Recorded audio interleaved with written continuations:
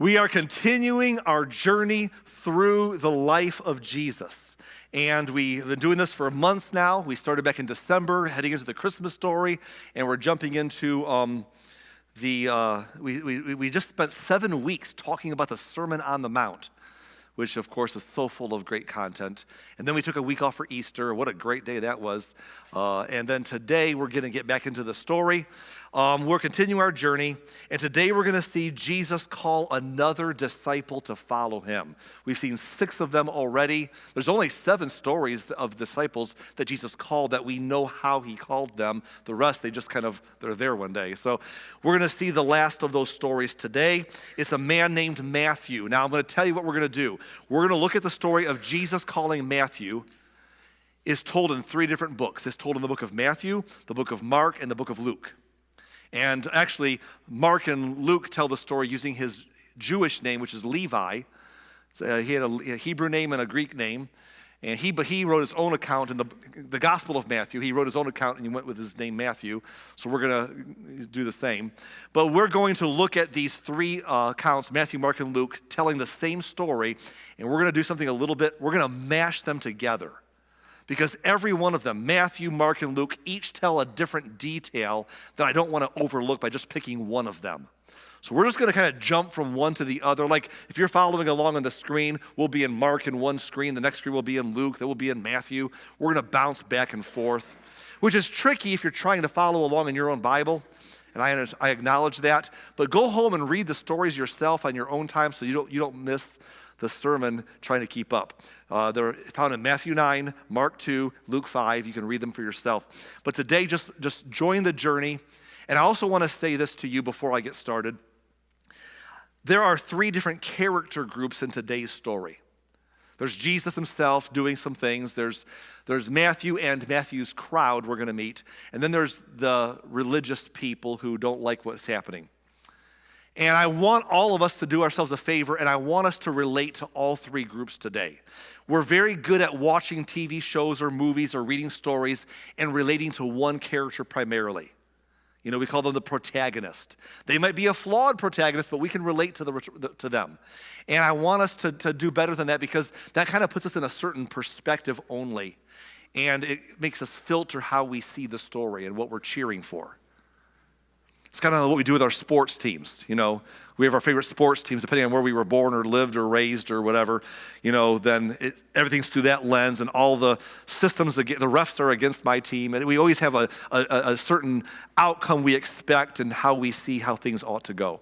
But I want us to be a little bit more broad today in the story. I want us to see the story through Matthew's lens and through the lens of Matthew's people, so it can encourage you today. I want us to see the story through the lens of the religious leaders around them so it can convict us today. We got to relate to all sides of the story. And I want us to look at the lens of Jesus so that we can be inspired today. So let's just try to do that as we go through. The story begins today for us in Matthew chapter 9, verse 9. It says, as Jesus was walking along, he saw a man named Matthew sitting at his tax collector's booth. Now here's the first big moment of challenge. Matthew is a tax collector, and nobody liked the tax collectors in Jewish culture or anybody's really. And I know that not that we're fans of taxes today sometimes, right? I'm sure that everyone's like, oh, I love paying my taxes. It's so fun.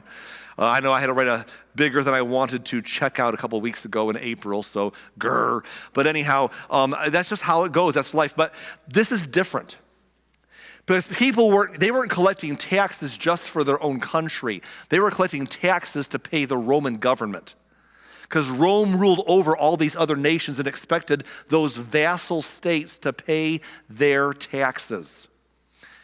Which means that the countries that they collected taxes from had to extort that money from their people, and they could not even use it to improve their own infrastructure. They had to send it to Rome. So it kept the nations kind of weak and kept Rome stronger to increase their military presence and increase their power.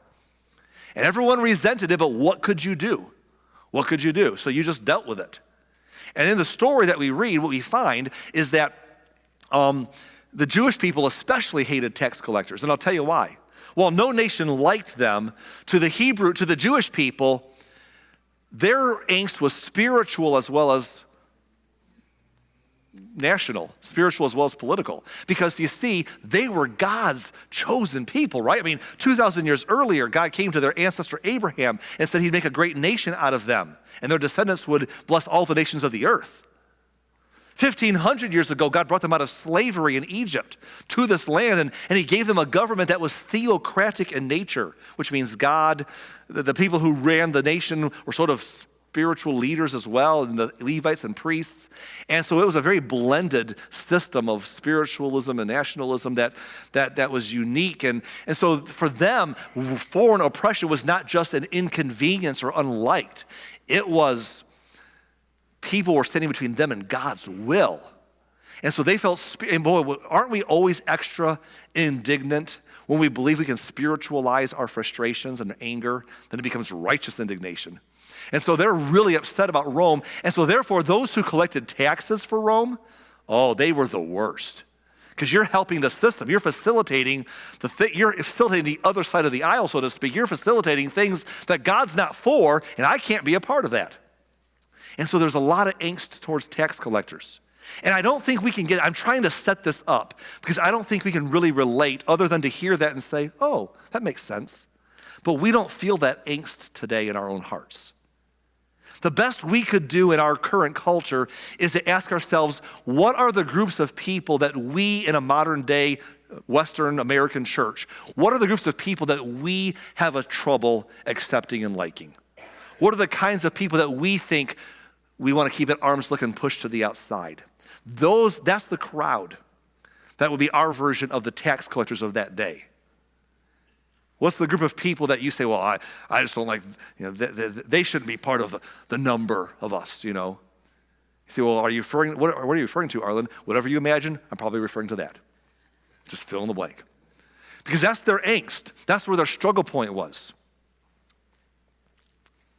And so Jesus comes along to Matthew, who probably has seen Jesus around that area doing good things, has seen Jesus at work, and had heard the stories, and he's curious, but Jesus is not he's a religious man, he'll have nothing to do with Matthew.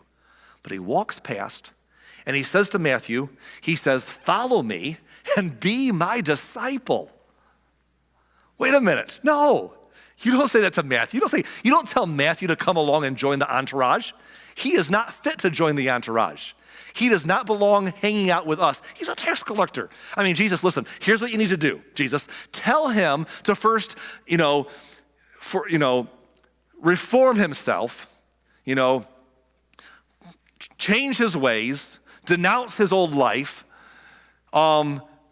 confess and repent and show proof that he has sufficiently repented, and then he can reapply and join the crowd.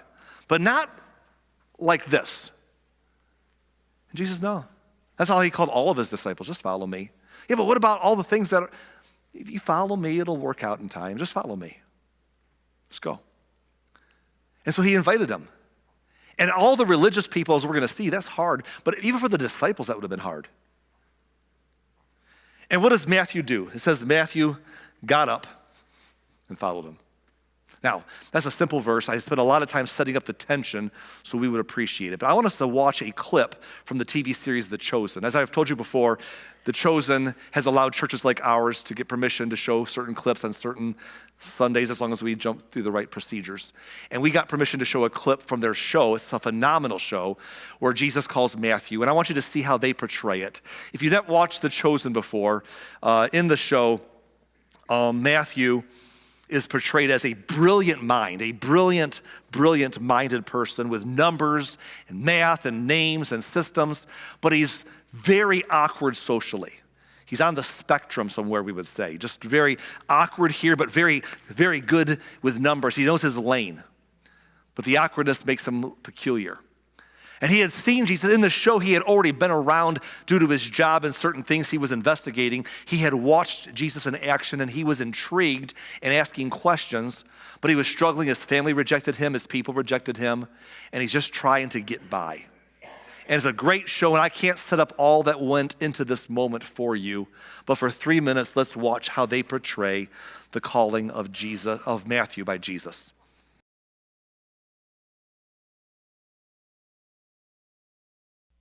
Because I love that line that Jesus uses when he says, get used to different. Isn't that the story of the whole gospel? Jesus comes pouring in and says, y'all thought you had a system of how we do God? Get used to different. And a lot of the most religious people had a hard time with that. I think we all still do, because we have an idea of what we expect it to look like. And Jesus was challenging thinking. And he's not done yet. But what he's saying in this moment by calling Matthew is what he's trying to get across is a big idea about what it looks like and what it means to be able to follow Jesus. Let me make this statement to you. Being a sinner doesn't disqualify you from following Jesus. Actually, it's a prerequisite, right? You know who didn't follow Jesus? You know who did not follow Jesus? People who felt they were perfect. They weren't sinners. Why do I follow him? I got it all figured out, right?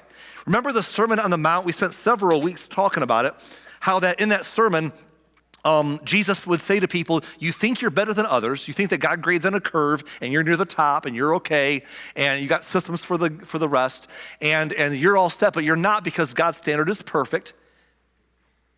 And he does not grade on a curve. He wants you to be exactly this, and here's what he calls you to.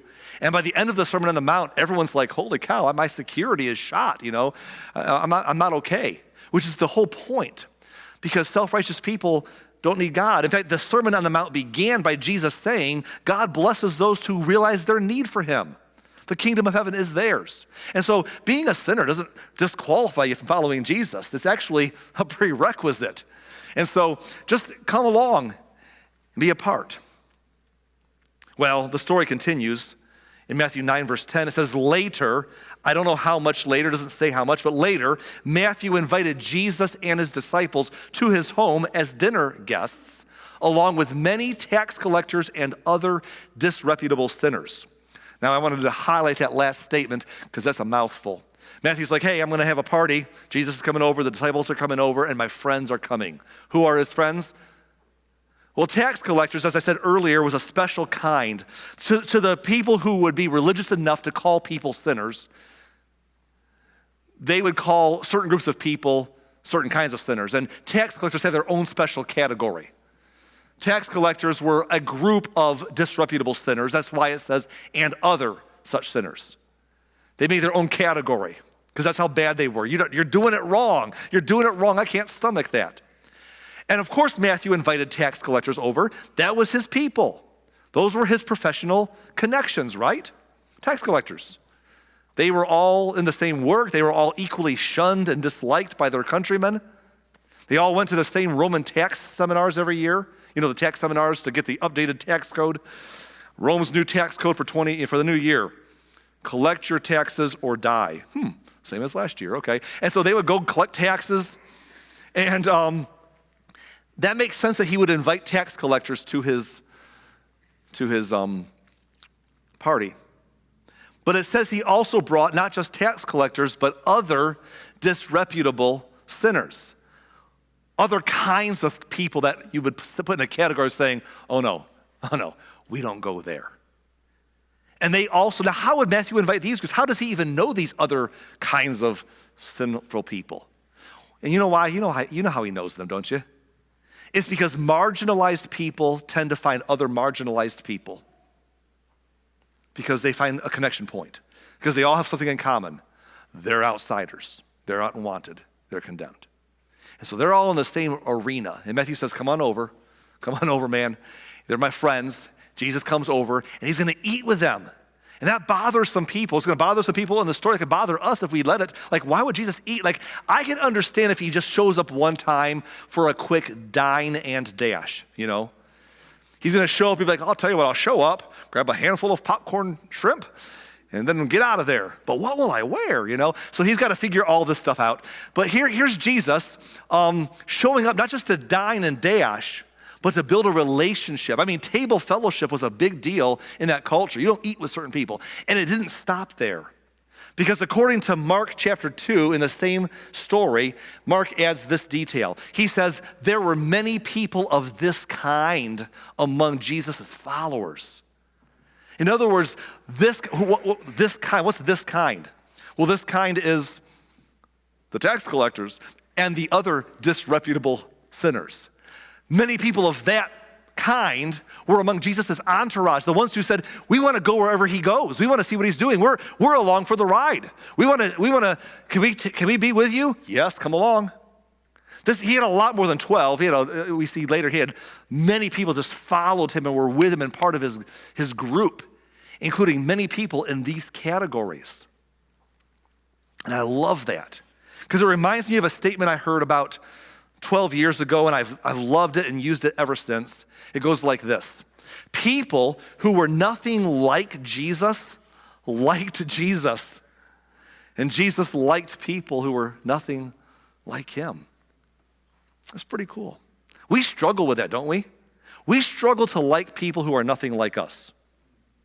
I mean, if you're like me, I'm okay, but if you view how we do church or faith differently than me, I just don't know if I like you.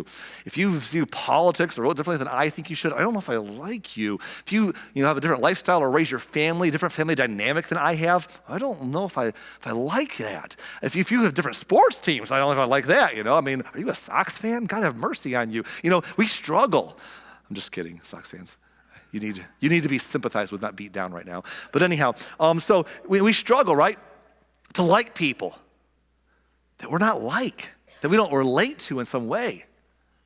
And because we struggle to do that, they struggle to like us back for that very reason.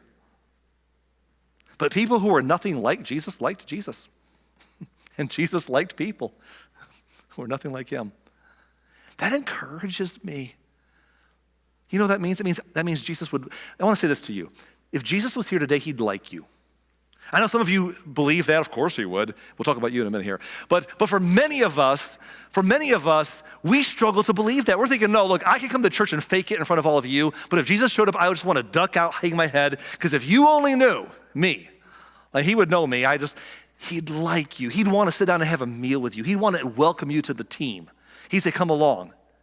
And we struggle to believe that, but it's true. He likes sinners like me. He'll say, well, Arlen, of course, sinners like you, you're a sinner, but you're a pastor. No, I'm a disreputable sinner to somebody. Did you know that? Think about this. I'm going to just tell you a little insight into my world. There are numbers of people out there who have the worst opinion of pastors because they don't lead the way they think they should lead. It's not that they did anything immoral or bad. That's another monster. But the pastors who just don't teach the way they think they should or represent the right ideas, they're the worst. I mean, they would rather you be an unbeliever than a pastor that doesn't lead the way they think they should lead. I mean, dangerous. So to some people, I'm very disreputable. And I can condemn myself, and you can condemn yourself. It's easy to justify our own self-doubt and a lack of self-worth. But I got news for you. If Jesus was here, he'd like you. He'd like me. He'd say, hey, I'm glad that I'm here for you. Let's do this together, right? That's how it goes. That encourages me and hopefully can encourage you. So there we are. It's a happy story. Everyone likes everybody. We can party and go home. Except for that's not how it ends. In verse 16 of Mark 2, it says, but when the teachers of religious law, who were Pharisees, saw him eating with tax collectors and other sinners, they asked his disciples, why does he eat with such scum?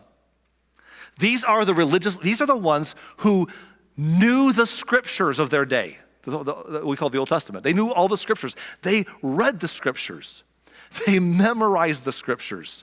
They studied the scriptures. They taught the scriptures. Right? They ran the temple. They led the synagogues. They were the God crowd that everyone else would say, well, if anyone's probably in the God circle, it's those religious people. Whether I like them or not, they're definitely that's their team. Those people said to Jesus and to his disciples, why does he eat with such scum? In fact, I like how Luke tells this part of the story. In Luke 5, verse 30, it says, but the Pharisees and the teachers of religious law complained bitterly to Jesus' disciples. Why do you eat and drink with such scum?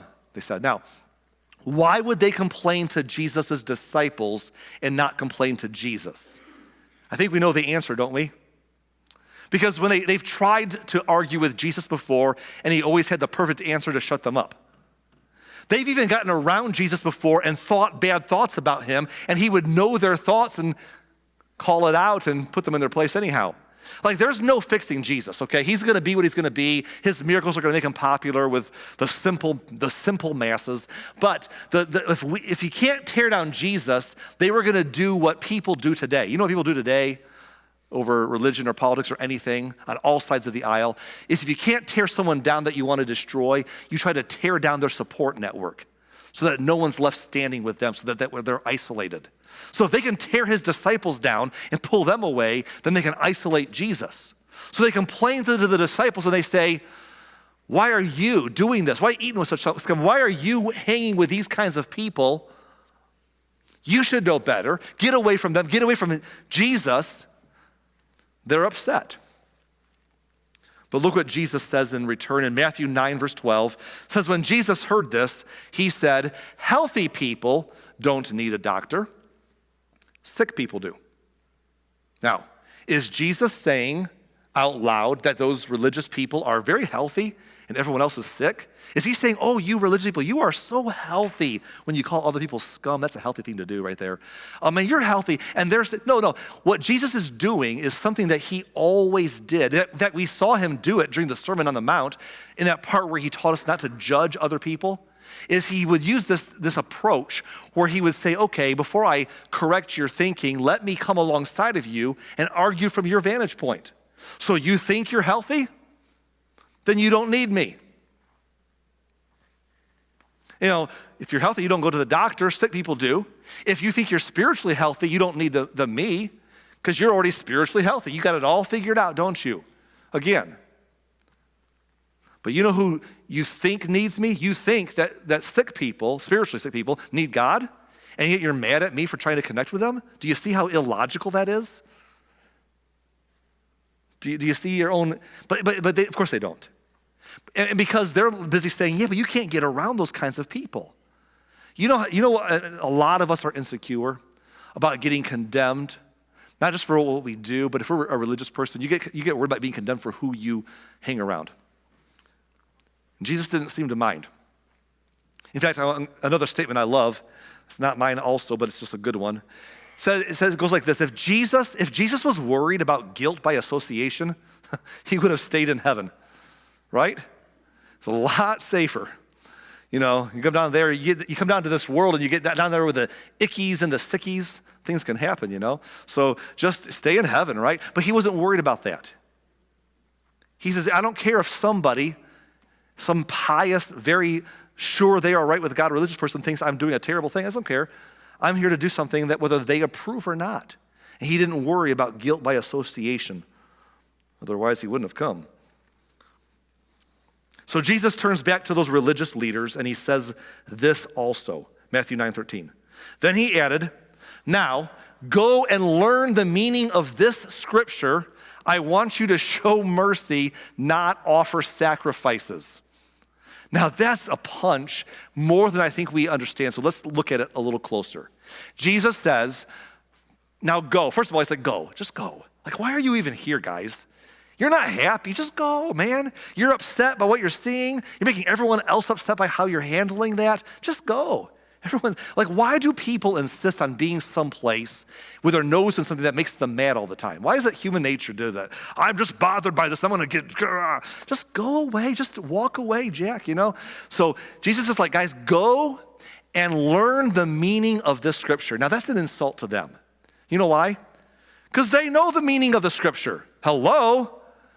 We know the scriptures. We read the scriptures. We memorize the scriptures, we study the scriptures, we teach the scriptures. What do you mean, learn the meaning of the scriptures? We know what the scriptures mean. And Jesus is like, no, you don't. You have some verses, because we've already seen this in the Gospels. We'll say it 100 times more. Anyone can find a verse or 10 that cherry pick here and there throughout the whole Bible to support anything we wanted to support. And so Jesus says, you guys got a verse, but you don't have a point. You missed your point. So here's the thing I want you to do. I want you to go back and I want you to learn the meaning of this scripture. And he quotes them a scripture from the book of Hosea in their Old Testament. He says, I want you to show mercy, not offer sacrifices. What does that mean? Not offering sacrifices. Sacrifices were what they would do to make things up to God where they came short. Remember I said earlier that they believed that they were better than others, that if God grades on a curve, they were probably the best in the class. But even those who believed they were the best in the class knew that they didn't get a perfect score. And if those of you who really care about getting a perfect score want to make up your missed questions, you go to the teacher and say, can I do a makeup test or extra credit questions so I can get my score back up to perfect because I want to have a perfect score. And the religious people of that day tried to be better than others, but where they knew they came short, they could go to the temple and offer sacrifices as kind of a makeup work to make them fully right with God. If I do my best and then I offer sacrifices, it rounds me back up and God is happy.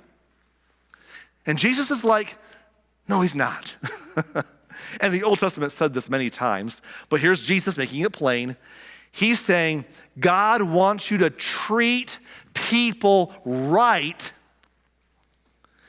more than he wants you to run around and follow your religious trappings and your religious systems. The word show mercy in the Hebrew, where it's translated from, actually can translate show love. He wants you to love people. I want you to show mercy. I want you to be right towards people. You want to impress God, don't show me your religion. Show me how you treat people. See, this is where it's tricky for you and me. It's tricky because there's a lot of people in general, forget religion for just a moment. There's a lot of people in general, we like our systems and our structure. It makes us feel secure. Some people, we like lists, and we like metrics, and we like boundaries, and we like to know how to interact with everything. And then we know what we're supposed to do and how to do it just right, and we can excel. We can even stand out. Some people are just wired that way. Some of you are wired that way, right? I know the system. I know what to do. I can follow it. I feel safe and secure in it. We're almost on the spectrum in some way with ourselves, with how we feel safety in that structure. Then there's other people who are very free-spirited, and you're like, I don't know what to do with that guy. But anyhow, religion in general attracts the structure people, doesn't it? Religion just attracts us so fast because it gives us a framework. It's very safe. It's like if I just do this and do that and don't do that, and here's a list, and here's the things I follow, and here's the boundaries, and I feel good, I feel accomplished, I feel I can measure something, I feel safe. And people who don't fit that they cause angst. And so we want our systems to kind of keep them at arm's length sometimes. Otherwise, we get fearful. Or we get angry because it bothers us. Does it fit our categories? It's natural for humans to be that way. Christianity was never supposed to be another religion. Jesus came to break up religion and give a relationship. But of course, leave it to us for 2,000 years to turn it into a religion. But we like it, our structure, we like that safety, and so then we end up marginalizing people and things that don't fit, that cause us angst because it's messy, and we don't like messy. And Jesus is saying, I know what you're wanting, but I want you to go love people and show some mercy. I want you to treat people right. And then he adds this statement. He says, for I have come to call not those who think they are righteous, but those who know they are sinners. What's he saying? He's saying, listen, if you think you're all set, you don't need me. I would love to. If you just realize that you need me, I'm here for everybody, religious or not. But if you don't think you do, then what can I do? But I'm here for anyone who knows they're a sinner. Come on in. Jump on in, the water's fine. It'll be great. If Jesus was advertising in the local Jerusalem Gazelle paper, he would probably have an advertisement that read something like this. Followers wanted, only sinners need apply. Right? Followers wanted, only sinners need apply. That's the message. And that's open, that's comforting to all of us today.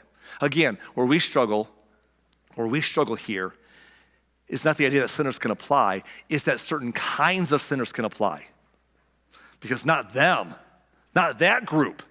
I mean, sinners can apply, but not disreputable sinners, So that's where we struggle. So I want to take a couple minutes and say this to you, and I'm going to just needle us a little bit. I hope that you'll see the perspective of Jesus and be better. Hope that we feel the comfort of the Matthew's crowd to know that God loves you and likes you and wants you with him. But let me challenge us with where we struggle with our categories of people that we consider the disreputables or whatever you want to say. You say, well, Arlen, what are you referring to? You tell me. Whatever you're afraid I'm referring to, yes. Okay? Whatever your worst paranoia of what I might be meaning, yes. Here's what I want to say. There's a danger here. It's a caution. There's a difference between being a fan and being a follower of anything.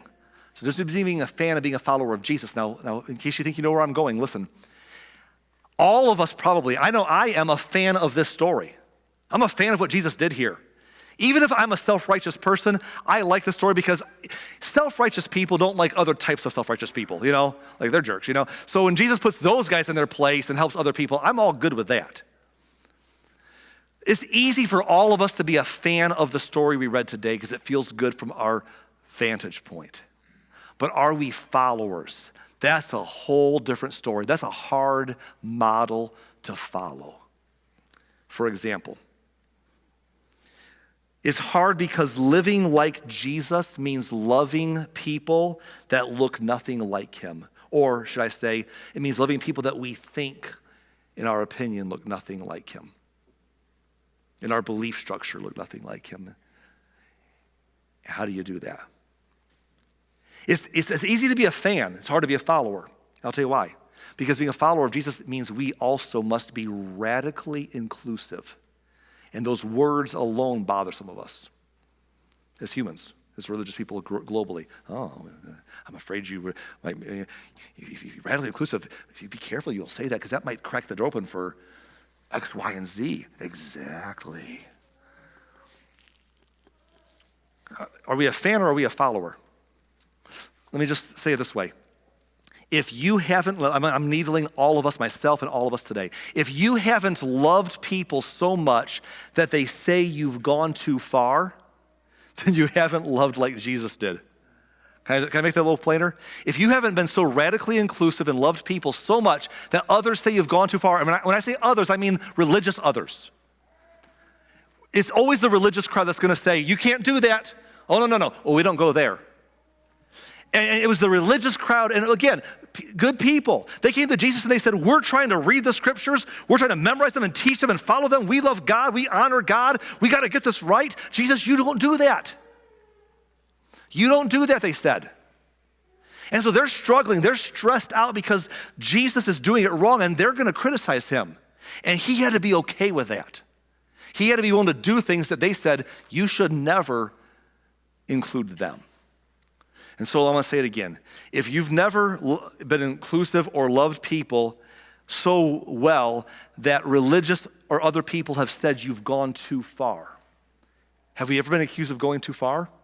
If we've not been accused of that, we've not yet loved like Jesus did. And that's hard. That's hard. Because for some of us, we are in the seat of the religious people saying, I'm not going to go that far. And for others of us, we're like, well, I don't want to be that way. But you know what? Let's be real. A lot of us are afraid sometimes as Jesus people. We are afraid of getting the dander and the ire of the religious community against us. Because religious people could be rough, the ones who are self-righteous. The self-righteous people could be rough.